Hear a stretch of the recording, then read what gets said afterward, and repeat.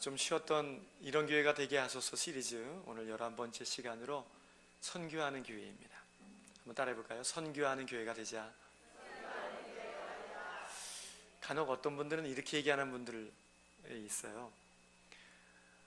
우리나라도 지금 아직 복음을 전하지 못하고 있는데 무슨 배부르게 해외까지 나가서 선교한다고 하느냐. 동네나 복음화 시키고 나라나 빨리 복음화 시켜라. 어떻게 들으면 맞는 얘기 같지만 하나는 알고 둘은 모르는 얘기죠. 선교는 내가 하고 싶어서 하는 게 아니에요. 땅끝까지 이르러서 내 증인이 되라고 명령하신 그 명령을 받들어 섬기는 거예요. 우리 주님이 예루살렘과 온 유대와 사마리아와 땅끝까지 이르러서 복음을 증거하라고 하셨기 때문에 우리가 싫든 좋든 세상에 나갈 수밖에 없는 것입니다. 그리고 또 하나는 우리는 다 복음에 빚을 진 사람이라는 거예요. 이 땅에 얼마나 많은 선교 사람들이 와서 그 젊은 날 피 흘리고 죽어갔습니까? 남 모르는 이국 땅에 와서 못 먹고 못 입으며 굶주리고 헐떡일 때에 그 죽음을 통해, 그 순교를 통해 교회가 세워지지 않았습니까? 만약에 그런 순교가 없었다면 여전히 우리나라는 미개함으로 깊은 수렁 속에 여전히 빠져 있었을 것입니다. 1907년이에요. 미국의 텍사스에 있는 해외 선교부에서 우리나라 조선으로 파송되어 온 루비 캔드릭이라는 여자 선교사님이 계셔요. 저분의 나이가 25이에요. 25에 죽었습니다. 꽃다운 나이에 처녀의 몸으로 저 황해도 개성에 왔어요. 근데 복음을 전하다가 그 맹장염이 걸렸어요. 지금은 맹장염이 아무것도 아니지만 그때는 치명타였어요. 맹장염을 앓다가 25의 꽃다운 처녀의 나이로 죽었습니다. 근데 죽기 전에 부모님께 이런 편지를 썼어요. 아버지, 어머니, 조선은 박해가 점점 심하고 생활 환경은 너무 열악합니다. 3일 전에도 관가로 끌려가 내가 아는 교인이 순교당했습니다. 이 땅은 토마스 선교사가 대동강에서 목 잘려 순교당하고 제임스 선교사가 순교당한 땅입니다. 지금 박해가 너무 심해 철수하라는 선교부의 지시가 있으나 대부분 선교사는 순교할 각오로 이 땅에 머물러 있습니다. 그 편지가 도착하고는 얼마 있다가 순교했어요. 근데 여러분, 이것으로 끝났을까요? 그 편지를 가족들이 읽고 함께 자라난 젊은이들이 읽고는요, 20명의 젊은이들이 나도 조선 땅에 가고 싶다고 선교사로 자원하여 이 땅에 달려왔어요. 우리나라가 그런 나라예요. 근데 여러분, 126년의 기독교 역사상 3,000명이나 되는 선교사람들이 이 땅에 와서 죽었어요. 비공식 1,220명이나 되는 선교사람들이 그렇게 이름 없이 이 땅에서 죽어갔습니다. 왜요? 받은 은혜 조선 땅에 흘려보내기 위해서. 받은 사랑 남 모르는 이국 땅에 가서 흘려보내기 위해.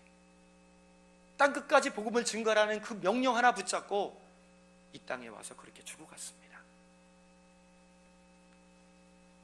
우리가 그 은혜, 그 혜택을 누리고 있잖아요. 이제 여러분, 우리도 그렇게 빚을 진 사람으로서 선교적 사명에 눈뜨시게 되기를 간절히 바랍니다. 우리 교회는, 우리 세계비전교회는 선교하는 교회로 주 앞에 쓰임받을 것을 믿습니다.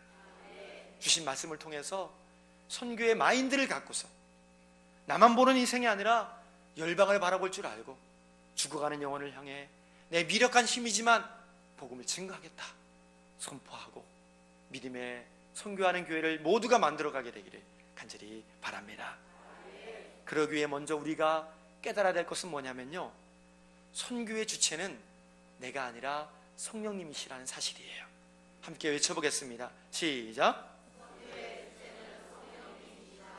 본문 6절로 7절 말씀을 함께 읽습니다. 6절로 7절 말씀 시작.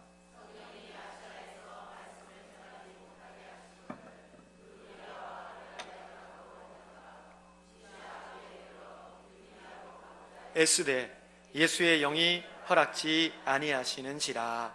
아멘. 선교의 주체가 누구라 그랬죠? 성령님이시에요. 선교의 주체는 내가 아니고 사람이 아닙니다. 만약에 선교의 주체가 사람이라면 사람이 계획한 대로 되어야 되고요, 사람이 뜻한 바대로 잘 일이 진행돼야 돼요. 그런데 선교지에는 그렇지 않아요. 선교는 사람의 계획과 뜻이 아니라 하나님이 계획하신 대로, 하나님이 뜻하시는 대로 하나님이 이끌어 가시고 하나님이 몰아가시고 하나님이 주도하심을 믿게 되기를 바랍니다. 그 증거가 오늘 본문에 나와요. 사도 바울은 2차 전도 여행을 떠나려고 합니다. 그런데 1차 전도 여행 때 다녔던 곳을 다시 방문하고 싶었던 게 바울의 계획이었어요. 그래서 다시 소아시아 지역으로 복음을 증거하러 가는데 자꾸 막히는 거예요. 이리 가도 막히고 저리 가도 막히는 거예요. 길이 자꾸 막히기 시작합니다. 왜 그랬을까요? 본문 7절에 보면 그 이유가 나옵니다. 7절 뭐라고 그랬죠?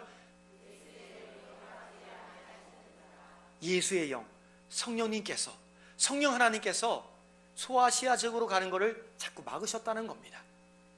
왜요? 복음이 거기 머무르는 것을 싫어하셨고 복음이 유럽 땅으로 갈 것을 하나님은 원하고 계획하셨다는 것입니다. 선교가 만약에 사람에 의해서 좌지우지 된다면 바울이 원했던 대로 소아시아에 가야 맞아요. 그런데 막으셨어요. 하나님의 뜻은 거기가 아니었어요. 그래서 막으셔서 유럽으로 자꾸 몰아가셨다는 것입니다. 바울의 꿈은 소아시아 지역의 복음을 전하는 것이었어요. 근데 하나님의 꿈은 전 세계와 유럽의 복음을 전하는 것이 꿈이었어요. 바울의 꿈대로 되는 게 아니라 하나님의 꿈대로 되고 있다는 거예요. 그러니까 선교는 내 꿈을 펼치는 게 아니라 하나님의 꿈을 이 땅에 실현하는 거예요. 하나님의 꿈의 디자인을 이 땅에 펼쳐내는 것이 바로 선교라는 것입니다. 여러분의 손과 발이 되어서, 하나님의 손과 발이 되어서 이제 선교지로 나가야 되는 거예요. 선교지를 도와야 되는 것입니다. 그게 우리가 할 몫이라는 거예요. 만약에 내가 마음대로 하면 선교지는 아마 어려움에 처할 겁니다. 사도행전 19장에 보면 참 귀한 일이 나와요. 바울이 에베소 지역에서 3년 동안이나 눈물 뿌려서 복음을 전했어요. 그러자 어떤 일이 벌어졌냐면 바울이 두르고 있던 앞치마를 저 환자의 몸에다가 덮어주는 거예요. 그러니까 환자의 질병이 떠나가는 거예요. 바울의 가지고 다녔던 손수건을 가져다가 저 악귀 들린 사람에게 던져줬더니 이 악귀가 물러가고 질병이 물러가기 시작하는 겁니다. 놀라운 일이 벌어졌잖아요. 그때 유대에 마술하는 사람들이 있었어요. 유대인들 중에 마술하는 사람들이 바울이 했던 그대로 하는 거예요. 그러면서 악귀 들린 사람에게 내가 바울이 믿는 예수의 이름을 의지해서 전하니까 너 귀신아 물러가라, 그리고 막 선포하기 시작하는 겁니다. 근데 그걸 또 누가 봤냐면 제사장 스게와라는 제사장에게 7명의 아들이 있었어요. 아들만 7명이에요. 그런데 그 아들 7명이 그걸 보고는 자기들도 그대로 따라한 거예요. 악귀 들린 사람이 있는데 그 사람을 향해서 이제 흉내를 낸 거죠. 예수를 믿고 전하는 게 아니라 흉내를 낸 거예요. 바울이 믿는 그 전하는 예수님을 내가 의지해서 내가 한번 전해본다. 너희들 귀신아 물러가라, 떠나가라. 그리고 외쳐다닌 거예요. 어떤 일이 있는 줄 아십니까? 악귀가 말을 하는 거예요. 귀신 들린 사람이 말을 합니다. 야, 내가 바울도 알고 예수도 아는데 너 뭐야? 그러더니 달려들어가지고는요 그 몸을 막 상하게 만들고요 온몸을 다 찢어버렸어요. 옷을 다 찢어버렸어요. 7명의 아들이 알몸이 된 거예요. 알몸이 된 거예요. 많은 사람들이 지켜보는 가운데 알몸으로 창피해서 도망가 버리고 말았다는 거예요. 이걸 누가 봤습니까? 에베소에 있던 믿지 않은 사람들이 보고는요 하나님은 살아계시구나, 예수님의 능력이 놀랍구나, 흉내를 해도 되는 일이 아니겠구나, 너도 나도 예수님의 앞에 꿇어 굴복하고 예수 믿기 시작했다는 것입니다. 할렐루야. 사람이 하면 스게와 7 아들처럼 망신당하고 망해요. 그런데 하나님이 하시면 되는 줄 믿습니다. 이게 선교예요. 저에게 선교에 눈뜨게 했던 아주 강력한 사건이 있었어요.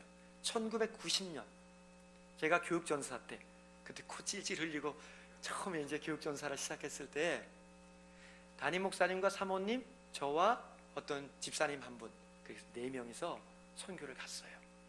우리끼리 못 가니까 부산에 본부가 있는 누가회라는 선교회가 있어요.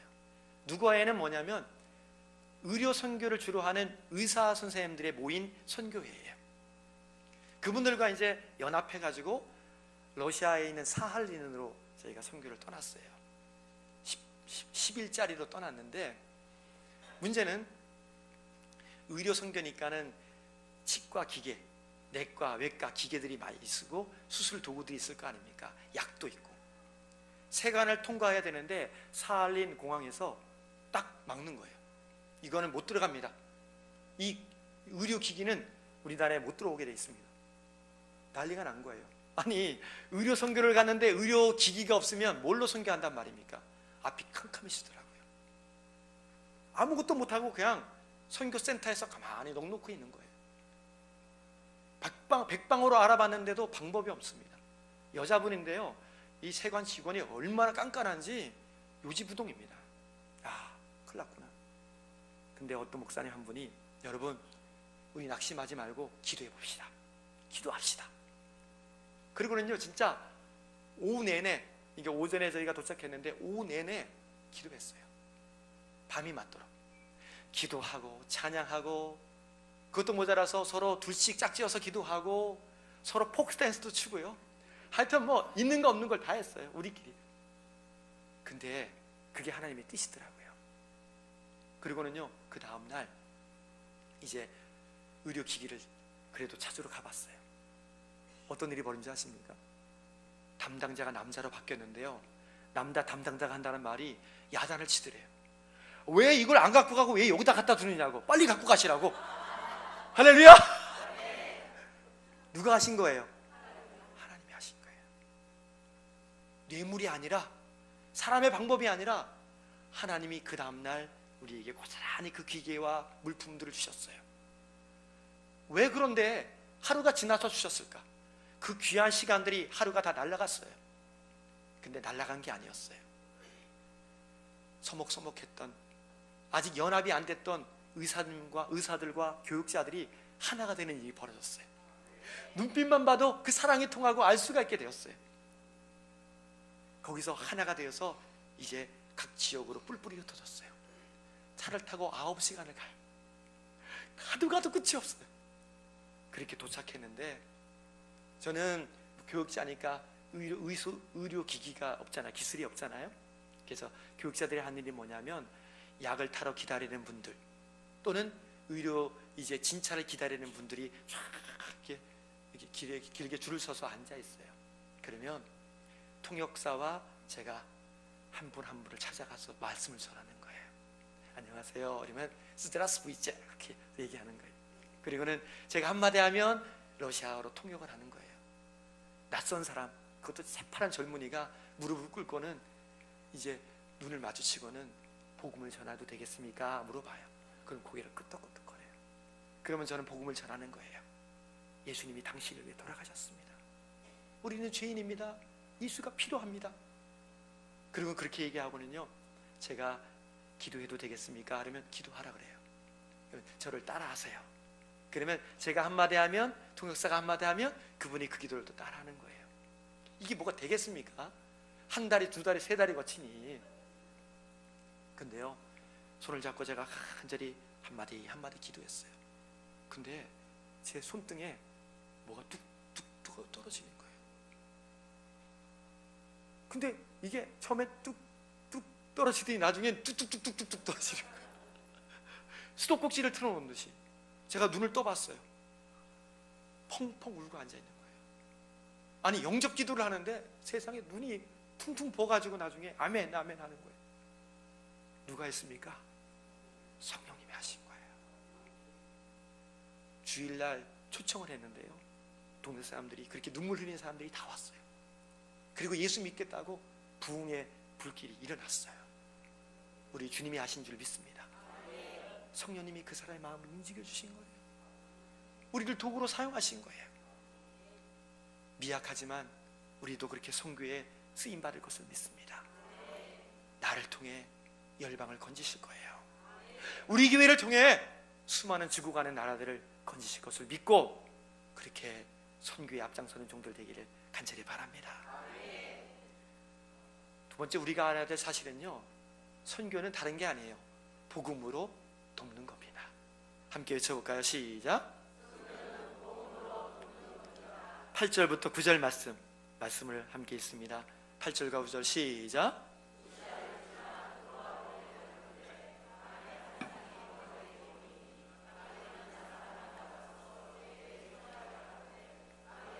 건너와서 우리를 도우라 하거늘. 아멘. 바울이 하도 막히니까 드로아 지역에서 어떡하고 있나, 어디로 가야 되나, 도대체 계속 막히니까 길이. 그때 밤에 환상이 하나님 보여주셨어요. 환상을. 마게도니아 사람은 뭐냐면 유럽 사람이에요. 마게도니아는 유럽의 관문이거든요. 처음 이제 발길을 내디디면 거기가 마게도니아예요. 근데 그 마게도니아 사람이 서서 손짓을 하는 거예요. 와서 우리를 도와주세요. 와서 우리를 도와주세요. 바울이 환상에서 깨어났어요. 그리고는 깨달았어요. 우리를 부르신 이유가 여기에 머무르지 말고 저 유럽으로 가라고 하시는구나, 이방인에게 복음을 전하고 하시는구나, 그거를 깨달았다는 것입니다. 바로 이거예요. 복음은요, 선교는 여기에 머무르는 게 아니라 가서 복음으로 도와주는 거예요. 여기만 머무르는 복음이 아니라 자꾸 뻗어나가야 된다는 것입니다. 지도 한번 보여드릴게요. 지도를 보면 쉽게 이해가 빠릅니다. 저기에 빨간색 줄이 바울이 1차 전도 여행을 다녔던 경로예요. 아시아라고 써 있는 데가 우리 지역, 이 동남아시아가 아니라 소아시아 지역이에요. 터키 지역. 그 부분을 1차 전도 여행 때 다녔어요. 거기만 복음이 맴돌았지요. 2차 전도 여행 때 볼까요? 어때요? 2차 전도 여행 때는 아시아가 아니라 이제는 어디로 갔어요? 유럽으로 갔어요. 갑자기 뻗어나갔습니다. 저기 왼쪽에 보이는 게 그 여자들이 좋아하는 부추 아닙니까? 부추. 그게 이탈리아예요. 로마, 이탈리아. 3차 전도 여행 때 볼까요? 어디까지 갔나? 노란 선인데 어디까지 갔습니까? 이탈리아, 로마까지 갔어요.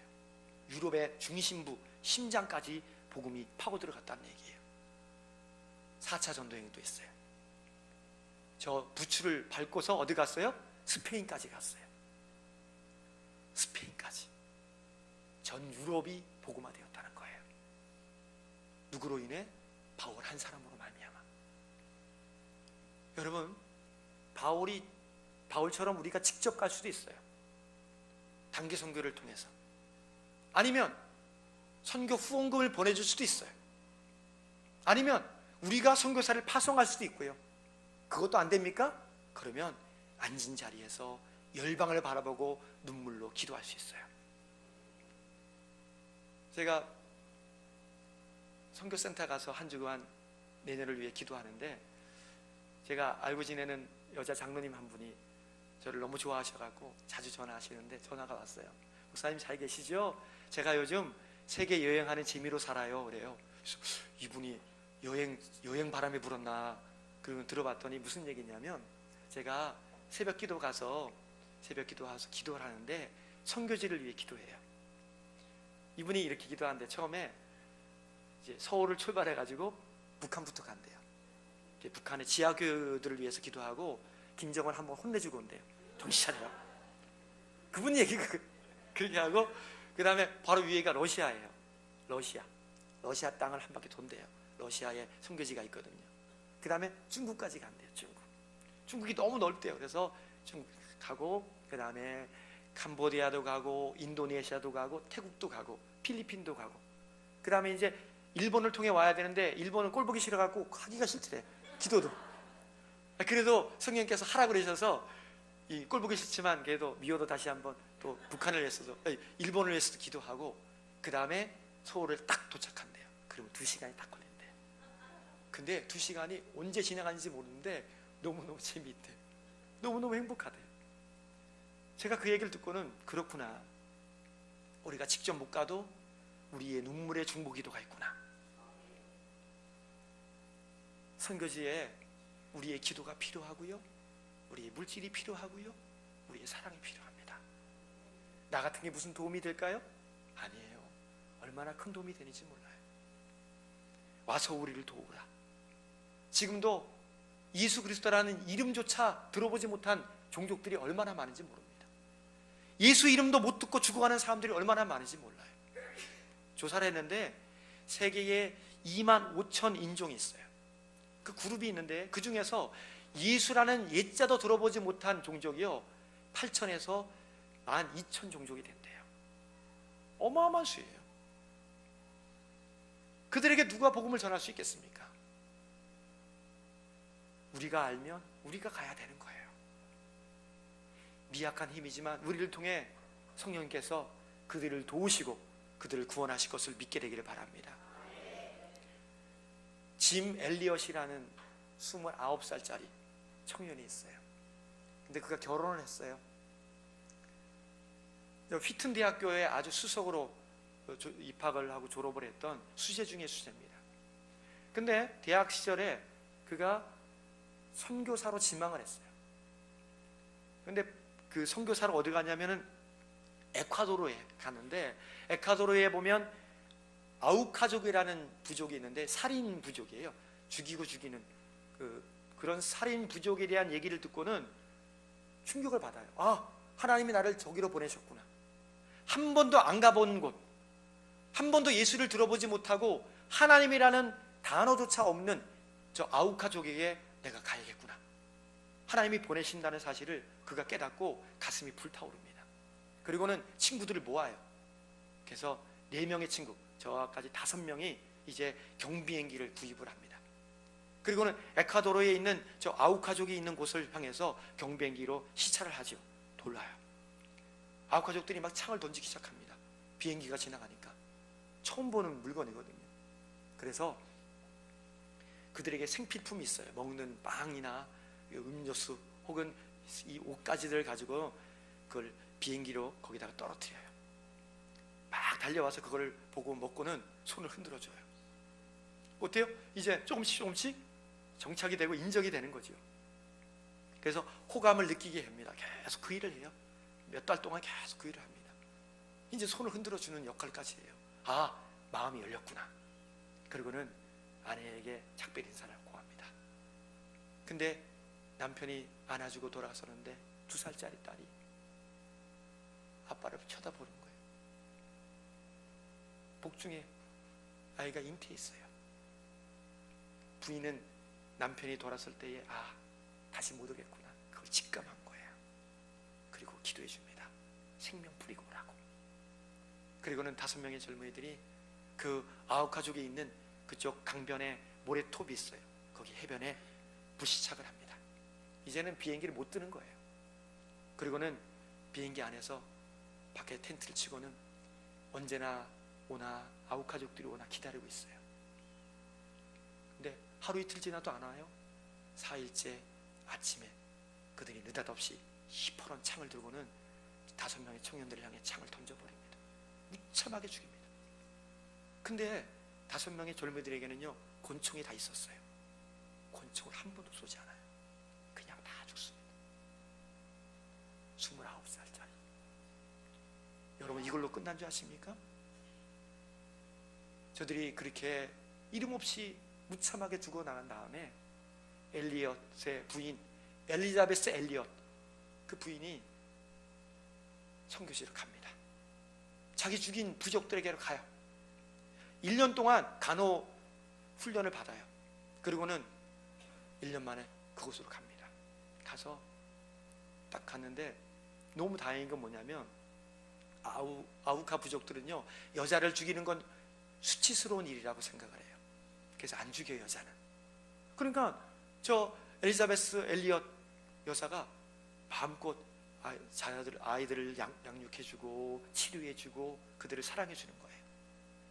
혼자만 도저히 안 됐어요. 그러니까 4명의 친구의 부인들을 또 데리고 온 거예요.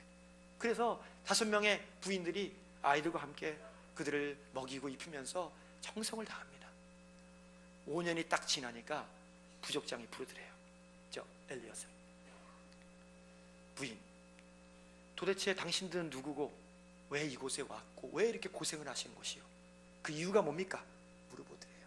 그래서 저 엘리자베스 엘리엇이 이렇게 대답했대요. 나는 당신들이 5년 전에 내 남편을 죽였습니다. 나는 그 남편의 부인입니다. 그리고 하나님의 사랑 때문에 하나님이 이곳에 사랑을 전하라고 해서 우리는 생명을 걸고 이곳에 와서 전하는 겁니다. 자기가 죽인 남편의 부인이 온 거예요. 깜짝 놀란 거지. 부족 사람들이 발칵 뒤집혔어요. 그리고는 도대체 저 사람들의 사랑이 어디서 왔는지 예수님을 믿겠다라고 모두가 다 예수를 믿겠다고 왔어요. 교회가 세워졌어요. 그리고 수년 만에 그들의 부족의 언어로 성경이 만들어졌어요.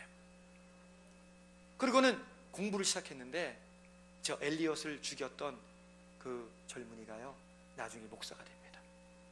아우카족의 목사가 돼요. 그리고 그에 가담했던 나머지 3명의 살인범도요, 교회 중직자로 쓰임 받습니다. 이거를 영화로 만들었어요. 창끝. 많은 사람들에게 감동과 은혜를 주었습니다. 실화입니다. 누가 이 일을 감당할 수 있을까요? 교회가 그 일을 감당하고요, 그 사랑받은 우리가 감당해야 되는 거예요. 여전히 부르고 있습니다. 누가 와서 우리를 도울까? 나만 배부르는 인생이 아니라 가서 담대히 복음을 전할 수 있도록 우리 모두 준비되어서 열방을 품에 안는 믿음의 종들 다 되기를 주님의 이름으로 축원합니다. 끝으로 우리에게는요, 선교적 사명이 있다는 사실을 알아야 됩니다. 함께 외칩니다. 시작. 본문 10절 말씀 보십시오. 함께 있습니다. 10절 시작.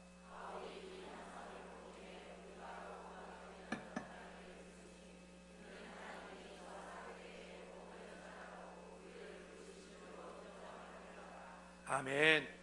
바울은 마게도냐인의 환상을 보고는 깨달았어요. 그렇구나, 나를 이방인의 도구로 쓰기 위해서 부르셨구나. 그리고 유럽에 가라고 하시는구나. 이걸 드디어 깨달았다는 겁니다. 바로 그거예요. 불은 타오름으로 존재하고요, 교회는 선교적 사명으로 존재한다는 말이 있어요. 위대한 신학자 에밀 브루너의 말입니다. 우리는 선교함으로써 그 사명을 감당할 수 있는 거예요. 왜 우리에게 물질을 주셨을까요? 왜 우리에게 건강을 주셨을까요? 왜 우리에게 기도하라고 하시는 걸까요? 선교 사명이 있기 때문이에요. 그 물질이 선교에 쓰일 때에, 그 건강이 선교에 쓰일 때에, 그 시간들과 그 눈물의 기도가 선교에 쓰일 때에 우리는 사명을 감당하고 있는 거예요. 한국 교회는요, 건축 한번 하려면 수십억이 듭니다. 근데 저 동남아시아의 캄보디아 지역에는요, 태국 지역에 교회 하나 성전 건축하는 건요 1,000만 원이 안 들어요. 수많은 교회들이 그렇게 사명에 눈뜨고 교회를 세워주고 있어요. 제가 방문했던 많은 교회들 중에서도 스레트 지붕, 양철 지붕 하나 옳고는요 거기서 기쁨으로 찬양을 합니다. 비가 새는데도 그저 태풍에 다 날아가도 또다시 기둥을 세우고는 양철 슬레트 지붕 안에서 그렇게 찬양하는 교회들이 비일비재합니다. 여러분, 제가 말씀을 준비하면서 3년 후에는 그래도 우리 교우들과 함께 준비해가지고 선교회전 나가고 싶다는 소망이 생겼어요. 아유, 다 늙어서 무슨 나갑니까? 제가 75세 은퇴하신 장로님과도 나가봤어요. 아유, 무슨 소용이 있습니까? 현지인 목사님이 말합니다. 저 장로님의 율동 하나 때문에 전교인이 도전받았다고. 인도네시아에 가봤더니요 30만 넘으면 율동을 안 한대요. 아무것도 안 한대요. 왜? 나이가 많다고. 그런데 75세 은퇴하신 장로님이 반짝반짝 율동을 하시니까 30, 40 먹은 이 젊은이들이요 도전을 받아가지고는 그 다음부터 교회를 섬기기 시작했다는 겁니다. 제가 성도 사람들한테 물어봤어요.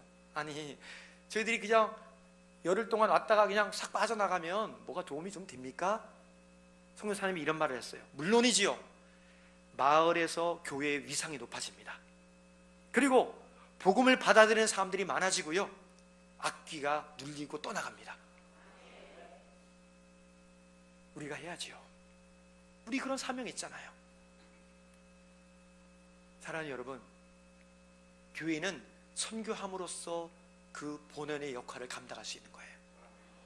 서두에 말씀드렸던 25세 순교했던 루비 엘리엇,